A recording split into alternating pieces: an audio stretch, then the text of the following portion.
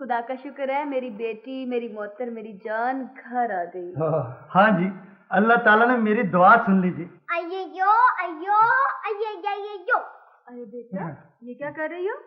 अरे भाभी, ये वो शैतान सामरी जादूगर की नकल उतार रही है। हम भी सामरी का नकल उठाएगा। अब इसकी जरूरत नहीं है चार्ली मामू, भूल जाओ सामरी जादूगर। चार्ली मामू, अब यहाँ पे कोई जादूगर नहीं आएगा। हैं? उमरू भाई, ये तो बहुत अच्छी बात है। यहाँ पर सिर्फ 2 अच्छे जिन, नसूर जिन और ज़कूला जिन ही होने चाहिए। और एक खलाई लड़की एनी भी तो है। अरे हाँ एनी, तुम तो हमारी प्यारी बहन हो। क्यों मोहतर बेटी? वो अंकल बेचारी गायब हो गया। क्या? गायब हो गए? हमने हर जगह तलाश किया मगर वो कहीं भी नहीं है। अरे मेरे अल्लाह, कहीं वो उड़ने वाले पलंग से नीचे ना गिर पड़े हों। बिल्कुल ठीक। अब क्या होगा? अब